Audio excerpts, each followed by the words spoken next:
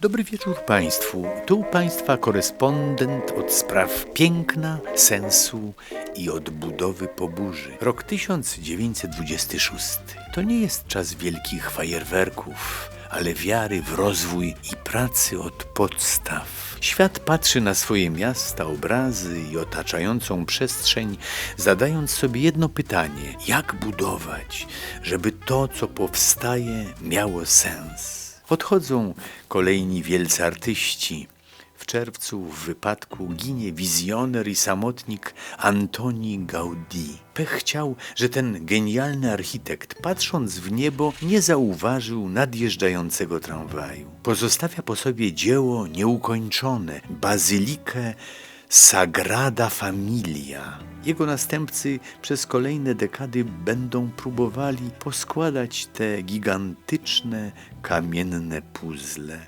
W grudniu umiera Claude Monet. Zamyka się epoka impresjonistów, malarzy światła, ogrodów i spokojnych tafli wody. To symboliczne pożegnanie świata, który wierzył, że samo piękno wystarczy. Europa po wojnie wie już, że nie wystarczy. W marcu płonie Shakespeare Memorial Theatre w Stratford-upon-Avon. Ogień zabiera budynek, ale zostawia pytanie, czy odbudować tak jak było, czy inaczej.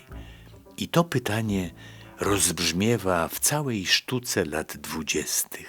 Niektórzy szukają porządku. Tak rodzi się Bauhaus. Prosty, funkcjonalny, pozbawiony zbędnych ozdób. Forma ma służyć życiu, architektura człowiekowi, piękno codzienności. Równolegle rozkwita Art Deco. Eleganckie, geometryczne, pełne wiary w nowoczesność, a czasem pełne absurdu. W 1926 roku rzeźba Konstantina Brunkaszego Ptak w przestrzeni zostaje zatrzymana przez amerykańskich celników.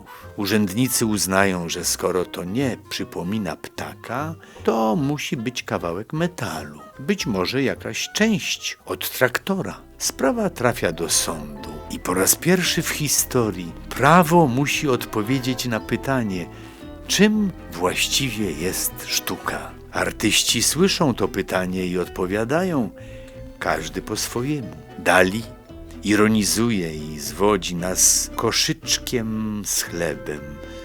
Przyznacie Państwo, podejrzane. Ernst kolejny raz prowokuje i atakuje dogmaty. Chyba liczy, że ktoś go wreszcie ekskomunikuje. Frida dzieli się swoim bólem, ale chce żyć ze swoimi dumnie zrośniętymi brwiami i na przekór światu, który wciąż próbuje jej wmówić, co kobiecie wypada.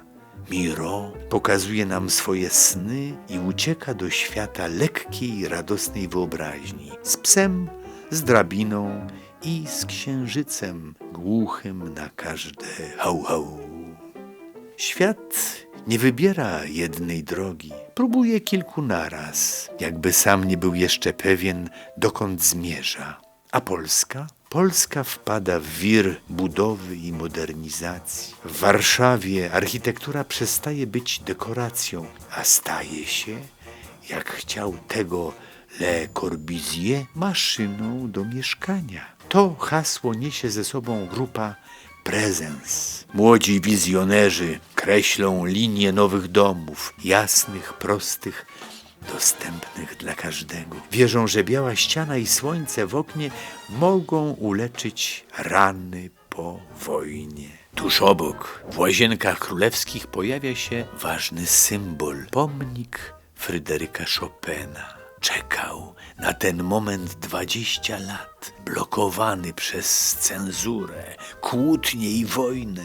W końcu staje pod wierzbą, jako znak ciągłości kultury, szepcząc: byliśmy, jesteśmy, będziemy. Tuż obok Łazienkowski amfiteatr przechodzi ważną przemianę. Stare rzeźby, które najwyraźniej miały już dość warszawskiej zimy i po prostu się kruszyły, ustępują miejsca antycznym poetom Dłuta, Stanisława Jakubowskiego. Forma się zmienia, ale sens pozostaje. Sztuka 1926 roku nie krzyczy. Ona odbudowuje, testuje i czasem prowokuje powoli, konsekwentnie, z myślą o przyszłości, bo dobra architektura i dobra sztuka nie muszą się tłumaczyć. Wystarczy, że są. Drodzy Państwo, wrócimy po krótkiej przerwie. W międzyczasie zachęcamy do korespondencji z naszą redakcją. Sztuka nie byłaby sobą bez mody i to właśnie nią kierowane pierwsze panie odwiedzają nowo powstałą w Warszawie pracownię modniarską Anny Starkowskiej. Tak, dokładnie tak zaczynała ta znana marka szyjąca czapki i kapelusze do dziś. Tu Radio Days 1926. Dziękujemy za uwagę i do usłyszenia. Czytał Stanisław Górka.